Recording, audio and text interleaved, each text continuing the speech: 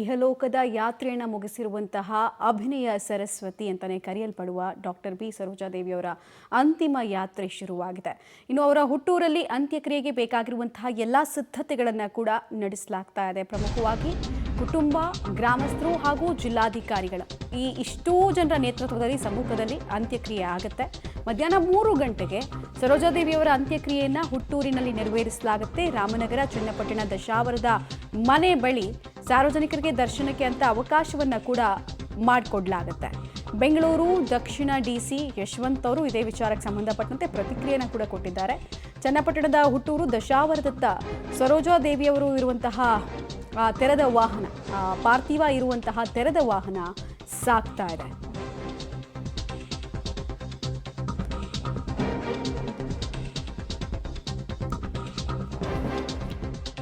ಸರ್ವಕಾಲಕ್ಕೂ ಮಾದರಿಯಾಗಿ ಬದುಕಿದ್ದ ನಟಿಗೆ ಬೆಂಗಳೂರು ನೋವಿನ ವಿದಾಯವನ್ನ ಹೇಳ್ತಾ ಇದೆ. ಇನ್ನೆಂದೂ ಕೂಡ ಅವರ ಮನೆಗೆ ರಿಟರ್ನ್ ಆಗೋಕ್ಕಾಗೋದಿಲ್ಲ. ದೈಹಿಕವಾಗಿ ಎಲ್ಲರನ್ನ ಕೂಡ ಕುಟುಂಬಸ್ಥರನ್ನ ಸೇರಿದಂತೆ ಅಪಾರ ಅಭಿಮಾನಿ ವರ್ಗವನ್ನ ಅಗಲಿದ್ದಾರೆ ಬಿ ಸರೋಜಾದೇವಿಯವರು. ತೆರೆದ ವಾಹನದ ಮೂಲಕ ಪಾರ್ಥಿವ ಶರೀರವನ್ನ ಹುಟ್ಟೂರಿಗೆ ಕೊಂಡೊಯ್ಯೋ ಕೆಲಸವನ್ನ ಕುಟುಂಬಸ್ಥರು ಈಗಾಗಲೇ ಮಾಡ್ತಾ ಇದ್ದಾರೆ. 200ಕ್ಕೂ ಹೆಚ್ಚು ಚಿತ್ರಗಳ ಮನೋಜ್ಞ ಅಭಿನಯ ಶಾಶ್ವತ ಸ್ಥಾನವನ್ನು ಭಾರತೀಯ ಚಿತ್ರರಂಗದಲ್ಲಿ ಕಲ್ಪಿಸಿಕೊಡ್ತಾ ಇದೆ. ಸುಂದರ ಅಧ್ಯಾಯ, ಮಹೋನ್ನತ ಅಧ್ಯಾಯವೊಂದು ಮುಗಿಯೋ ಹಂತ. ಹಿರಿಯ ನಟಿಯರಾದ ಸರೋಜಾದೇವಿಯವರ ಅಂತ್ಯಕ್ರಿಯೆಗೆ ನಾವು ಬೆಂಗಳೂರು ದಕ್ಷಿಣ ಜಿಲ್ಲಾಡಳಿತದಿಂದ ಸರ್ವ ಸಿದ್ಧತೆಗಳನ್ನು ಮಾಡಿಕೊಂಡಿದ್ದೇವೆ. ನಿನ್ನೆ ಸಾಯಂಕಾಲದಿಂದ ಪೊಲೀಸ್ನವರು, ನಮ್ಮ ತಹಶೀಲ್ದಾರರು ಮತ್ತು ನಮ್ಮ ಇ ಅವರು ಸಕಲ ಸಿದ್ಧತೆಗಳನ್ನು ಮಾಡಿಕೊಂಡಿದ್ದಾರೆ. ಸುಮಾರು 2:15 ಅಥವಾ 3 ಗಂಟೆಗೆ ಇಲ್ಲಿಗೆ ಬರೋ ನಿರೀಕ್ಷೆ ಇದೆ. ಮಧ್ಯದಲ್ಲಿ ನಾವು ರಾಮನಗರ ಹಾಗೂ ಚನ್ನಪಟ್ಟಣದಲ್ಲಿ 10ರಿಂದ 15 ನಿಮಿಷ ಸಾರ್ವಜನಿಕರಿಗೆ, ಅವರ ಅಭಿಮಾನಿಗಳಿಗೆ ದರ್ಶನವನ್ನು ಮಾಡೋಕ್ಕೆ ಅವಕಾಶವನ್ನು ಕೂಡ ಕಲ್ಪಿಸಿದ್ದೀವಿ. ಇಲ್ಲಿ ದಶಾವರಕ್ಕೆ ಬಂದ ನಂತರ ಮನೆ ಮುಂದೆ ಒಂದು 15 ನಿಮಿಷ ಅಂತಿಮ ದೇಹವನ್ನು ಇಟ್ಟು ಅಲ್ಲಿಂದ ಇಲ್ಲಿಗೆ ಒಂದು 800 ಮೀಟ್ರ್ ಇರುತ್ತೆ. ಅಲ್ಲಿಂದ ಇಲ್ಲಿಗೆ ಮತ್ತೆ ಓಪನ್ ಇದರಲ್ಲಿ ಗಾಡಿಯಲ್ಲಿ ಇದು ಮಾಡಿ ಇಲ್ಲಿ ಫೈನಲ್ ಆಗಿ ಅಂತ್ಯಕ್ರಿಯೆ ಆಗ್ತದೆ. ವಿಧಿವಿಧಾನ ಪ್ರಕಾರ ಅಂತ್ಯಕ್ರಿಯೆ. ಯಾರೆಲ್ಲ ಪಾಲ್ಗೊಳ್ತಾರೆ? ಸದ್ಯಕ್ಕೆ ನಮಗೆ DCM ಸಾಹೇಬರು ಅವರ ಶೆಡ್ಯೂಲಲ್ಲಿ ಬಂದಿದೆ. ಅವರು ಬರ್ತಾ ಇದ್ದಾರೆ, 2:30 ಹಂಗೆ ಬರ್ತಾರೆ.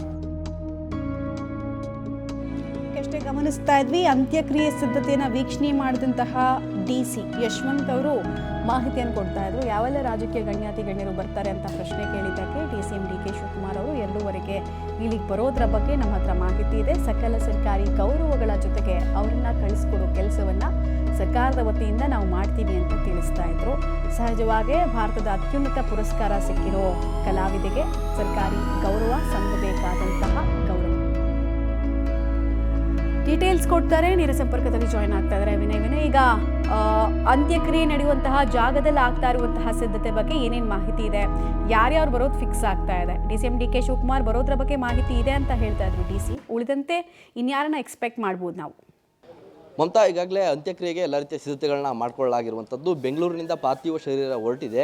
ಸುಮಾರು 1:30 ಹೊತ್ತಿಗೆ ಚನ್ನಪಟ್ಟಣಕ್ಕೆ ಪಾರ್ಥಿವ ಶರೀರ ಆಗಮಿಸುತ್ತೆ. ಚನ್ನಪಟ್ಟಣದಲ್ಲೂ ಕೂಡ ಅರ್ಧ ಗಂಟೆಗಳ ಕಾಲ ಸಾರ್ವಜನಿಕರ ದರ್ಶನಕ್ಕೆ ಅವಕಾಶವನ್ನು ಕಲ್ಪಿಸಲಾಗಿದೆ. ಚನ್ನಪಟ್ಟಣದ ಸುತ್ತಮುತ್ತ ಗ್ರಾಮಗಳ ಗ್ರಾಮಸ್ಥರು ಕೂಡ ಬಂದು ಅವರ ಅಂತಿಮ ದರ್ಶನವನ್ನು ಪಡೀತಾರೆ. ಅದಾದ ಬಳಿಕ ನೇರವಾಗಿ ದಶವಾರ ಗ್ರಾಮಕ್ಕೆ ಅವರ ಮನೆ ನಿವಾಸದ ಬಳಿ ಪಾರ್ಥಿವ ಶರೀರ ಆಗಮಿಸುತ್ತೆ. ಈಗಾಗಲೇ ಅವರ ಅಂತ್ಯಕ್ರಿಯೆಗೆ ಅವರ ಜಮೀನಿನಲ್ಲಿ ಎಲ್ಲ ರೀತಿಯ ಸಿದ್ಧತೆಗಳನ್ನ ಮಾಡಿಕೊಳ್ಳಲಾಗಿದೆ.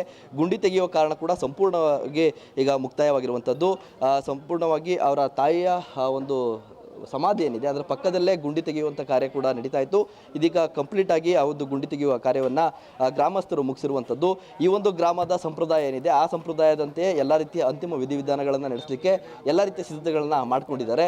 ಈಗಾಗಲೇ ಗ್ರಾಮಸ್ಥರು ಕೂಡ ಇಲ್ಲಿ ಬಂದು ಯಾವ ರೀತಿಯಾದಂಥ ಒಂದು ಅಂತಿಮ ಶವ ಸಂಸ್ಕಾರಗಳನ್ನ ಮಾಡಬೇಕು, ಯಾವೆಲ್ಲ ಮುಂಜಾಗ್ರತೆಯನ್ನು ವಹಿಸಬೇಕು ಅನ್ನೋದ್ರ ಬಗ್ಗೆ ಕೂಡ ಗ್ರಾಮಸ್ಥರು ಎಲ್ಲರೂ ಕೂಡ ಚರ್ಚೆ ಮಾಡಿಕೊಂಡು ಇಲ್ಲಿ ಅವರ ಅಂತ್ಯಕ್ರಿಯೆಯನ್ನು ನಡೆಸಲಿಕ್ಕೆ ಸಿದ್ಧತೆಯನ್ನು ಮಾಡ್ಕೊಂಡಿದ್ದಾರೆ. ಸದ್ಯ ಗ್ರಾಮಸ್ಥರು ಇದ್ದಾರೆ, ಅವ್ರನ್ನ ಮಾತನಾಡಿಸ್ತೀನಿ. ಸರ್, ಯಾವ ರೀತಿ ಈಗ ಅಂತ್ಯಕ್ರಿಯೆ ನಡೆಸಲಿಕ್ಕೆ ಸಿದ್ಧತೆ ಮಾಡ್ಕೊಂಡಿದ್ರಿ? ಯಾವ ಸಂಪ್ರದಾಯವನ್ನು ಮಾಡ್ತಾ ಇದ್ರಿ? ಸರ್, ಈಗ ಬೆಂಗಳೂರಿಂದ ಅವರ ಪಾರ್ಥಿವ ಶರೀರ ಈಗಾಗಲೇ ಚನ್ನಪಟ್ಟಣಕ್ಕೆ ಬರ್ತಾ ಇದೆ. ಚನ್ನಪಟ್ಟಣದಿಂದ ನೇರವಾಗಿ ದಸವಾರ ಗ್ರಾಮಕ್ಕೆ ಅವರ ಮನೆ ಹತ್ರ ಬರ್ತಿದೆ.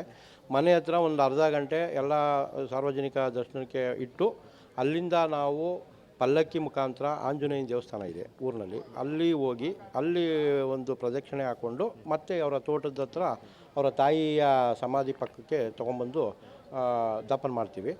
ಇಲ್ಲಿಗೆ ತೊಗೊಂಬಂದು ಈ ಗುಂಡಿ ಇದೆ, ಈ ಗುಂಡಿ ಒಳಗಡೆ ಅವರ ಶರೀರವನ್ನು ಮಲಗಿಸಿ ಉಪ್ಪು ಮತ್ತು ಬಾಳೆ ಎಲೆಯನ್ನು ಹಾಕಿ ಉಪ್ಪೆಲ್ಲ ಹಾಕಿ ಮಲಗಿಸಿ ಅವ್ರನ್ನ ಮಣ್ಣೆಲ್ಲ ಮುಚ್ಚು ನಮ್ಮ ಏನು ಈ ದಸವಾರ ಗ್ರಾಮದ ಪದ್ಧತಿಯಂತೆ ಅವರ ಸಂಬಂಧಿಕರು ಎಲ್ಲ ಪೂಜೆ ಮಾಡಿ ಆ ಮಡಿಕೆಯನ್ನು ಹೊಡೆಯುವಂಥ ಕಾರ್ಯಕ್ರಮವನ್ನು ನಾವು ಇಟ್ಕೊಂಡಿದ್ದೀವಿ. ಸರ್, ಯಾರು ಮಡಿಕೆ ಹೊಡಿತಾರೆ, ಯಾರು ಈ ಪೂಜಾ ಕೈಂಕರ್ಯಗಳನ್ನ ನೆರವೇರಿಸ್ತಾರೆ? ಇದಕ್ಕೆ ಅವರ ಮಗನೇ ಇದ್ದಾರೆ, ಅವರ ಮಗನೇ ಅದನ್ನು ನೆರವೇರಿಸ್ಬೇಕು ಸರ್. ಯಾವ ರೀತಿ ಊರೊಳಗಡೆ ಮೆರವಣಿಗೆ ಪಲ್ಲಕ್ಕಿಲಿ ಅದನ್ನು ಯಾವ ಥರ ಮಾಡ್ಕೊಂಡಿದ್ದೀರಿ? ಅದೇನಿಲ್ಲ ಸರ್, ಈಗ ಅವರ ಮನೆಯಿಂದ ಆಂಜನೇಯನ ದೇವಸ್ಥಾನದ ಏನು ತಮಟೆ ವಾದ್ಯ ಮುಖಾಂತರ ತೊಗೊಂಡೋಗ್ತೀವಿ. ಅಲ್ಲಿ ನಮ್ಮ ಗ್ರಾಮದ ಸಂಪ್ರದಾಯದ ಪ್ರಕಾರ ಆ ಆಂಜನೇಯನ ದೇವಸ್ಥಾನದ ಹತ್ರ ಹೋಗ್ಬಿಟ್ಟು ಅಲ್ಲಿಂದ ತೊಗೊಂಬಂದು ನಾವು ಇಲ್ಲಿ ದಫನ್ ಮಾಡ್ತೀವಿ.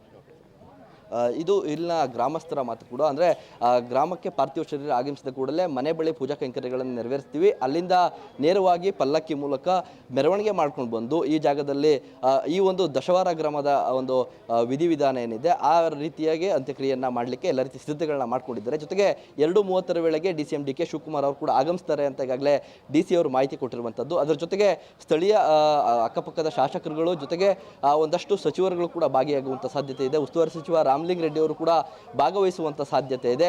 ಆ ನಿಟ್ಟಿನಲ್ಲಿ ಎಲ್ಲ ರೀತಿಯ ಸಿದ್ಧತೆಗಳನ್ನು ಕೂಡ ಜಿಲ್ಲಾಡಳಿತ ಮಾಡಿಕೊಂಡಿರುವಂಥದ್ದು. ಜೊತೆಗೆ ಒಂದಷ್ಟು ಸಿನಿ ಗಣ್ಯರು ಕೂಡ ಭಾಗವಹಿಸುವಂಥ ಸಾಧ್ಯತೆ ಇದೆ.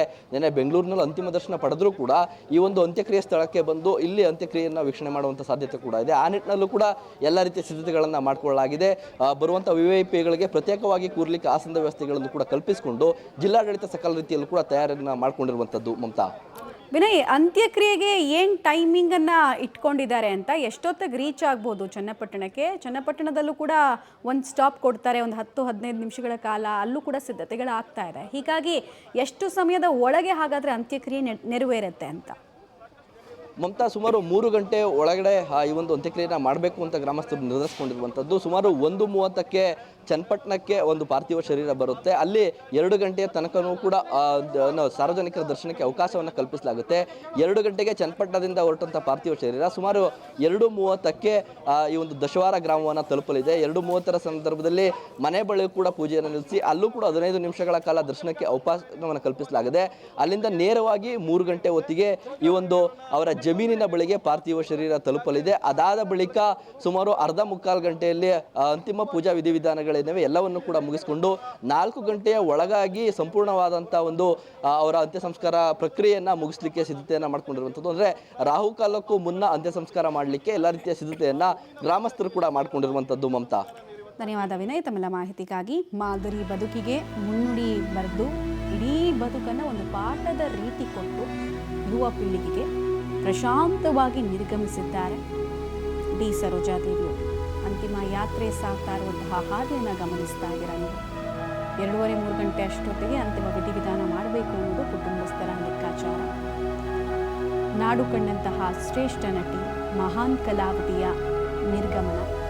ಇನ್ಯಾವತ್ತೂ ಸುಮಾರು ಸಲ ಅವರು ಚಿತ್ರೀಕರಣದ ಟೈಮ್ನಲ್ಲಿ ಬೆಂಗಳೂರಿನಿಂದ ಆ ರಾಜ್ಯ ಈ ರಾಜ್ಯ ಅಥವಾ ವಿದೇಶ ಅಂತ ಹೋಗಿದ್ರೆ ವಾಪಸ್ ಬರ್ತಾ ಇದ್ರು. ಬಟ್ ಈಗ ಹೋಗ್ತಾ ಇರುವಂತಹ ಸ್ಥಿತಿ ದೈಹಿಕವಾಗಿ ಆಗಲಿ.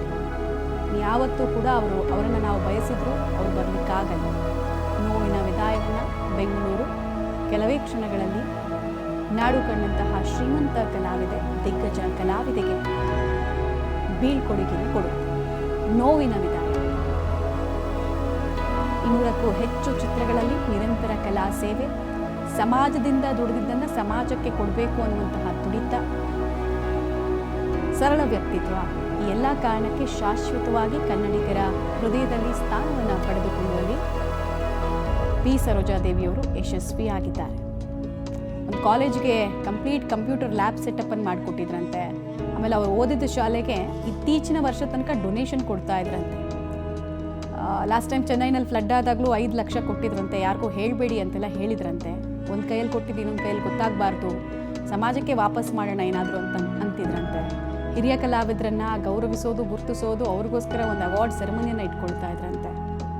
ಜೊತೆಗೆ ಚಿತ್ರರಂಗದ ಅನೇಕ ಹುದ್ದೆಗಳನ್ನು, ಚಿತ್ರೋದ್ಯಮಕ್ಕೆ ಸಂಬಂಧಪಟ್ಟಂತೆ ಅನೇಕ ಹುದ್ದೆಗಳನ್ನು ಕೂಡ ನಿಭಾಯಿಸಿದ್ದಾರೆ.